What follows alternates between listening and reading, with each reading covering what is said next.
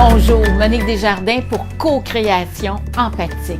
Parents, famille, couple conscient et bienveillant. Aujourd'hui, 3e capsule en lien avec la chronique que j'ai mise sur mon blog, la bienveillance pour contrer les insultes chez les enfants. Et aujourd'hui, ce que j'aimerais qu'on regarde, c'est comment faire autrement. C'est quoi la parentalité consciente et bienveillante?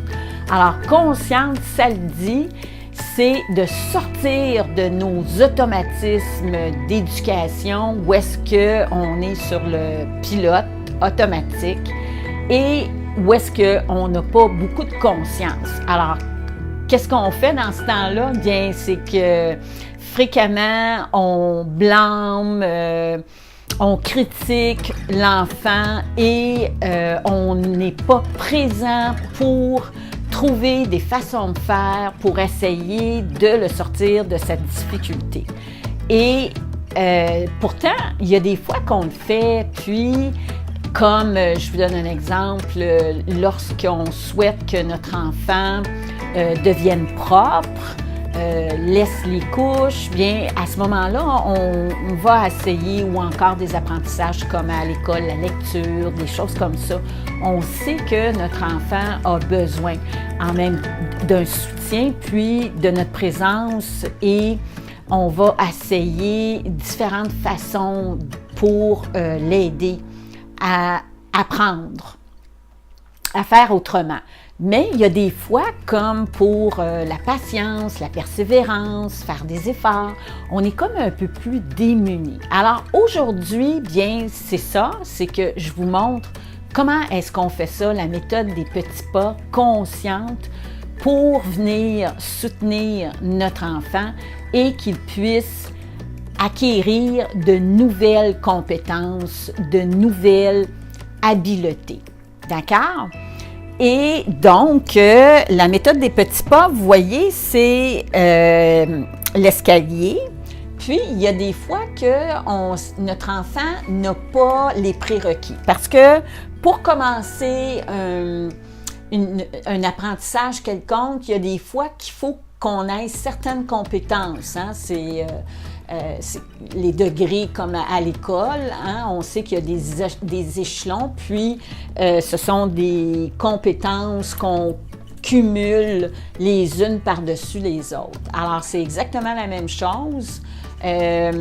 Ici, lorsque nous sommes agressifs verbalement, c'est parce qu'on est déclenché par une situation et c'est notre système nerveux qui va de l'avant, puis l'enfant n'a pas la capacité de se retenir. Hein?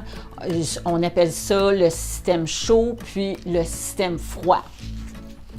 Donc, si mon enfant n'a pas de tolérance à la frustration, bien, il n'y a pas les capacités suffisantes. Ça, je vais y revenir éventuellement dans une autre capsule où est-ce qu'il y a de l'agressivité, pas juste verbale, mais lorsque l'enfant fait des colères, des crises, où est-ce qu'il peut frapper, détruire des objets, bien, ça, à ce moment-là, ça serait une autre méthode de petits pas. Vous voyez, un autre escalier que je devrais faire que celui d'aujourd'hui.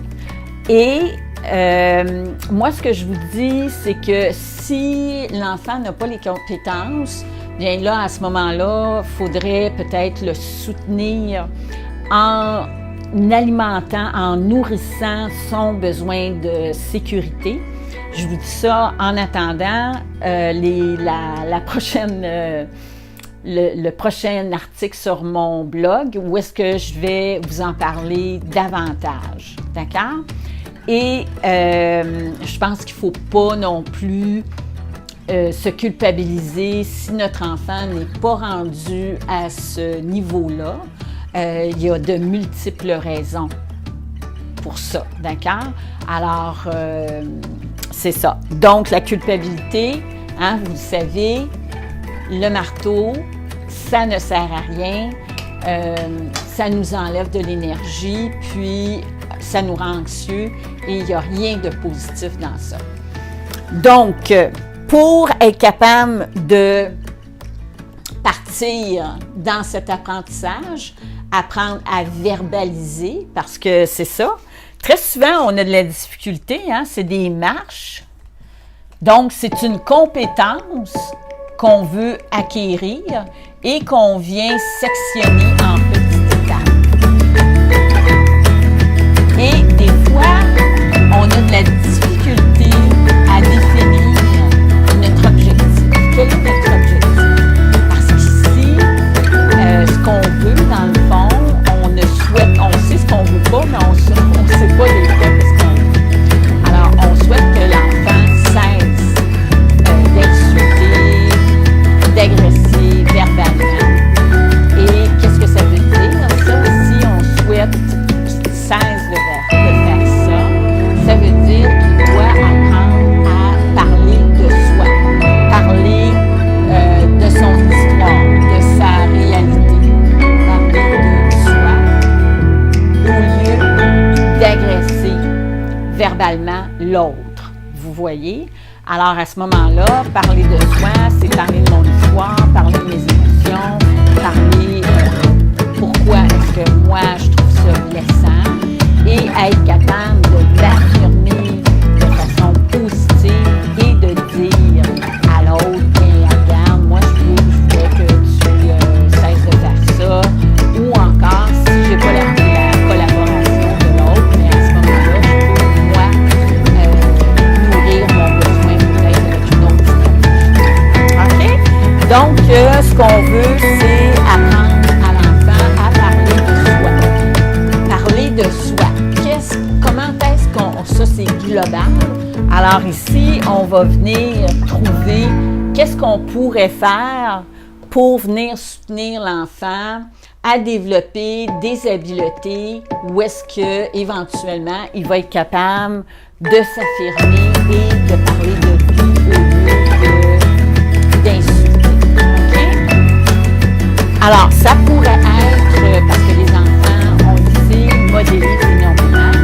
La première marche, ça pourrait être que moi, en tant que parent, je commence à parler de mes émotions, à parler de mes interprétations, comment je vis certaines situations.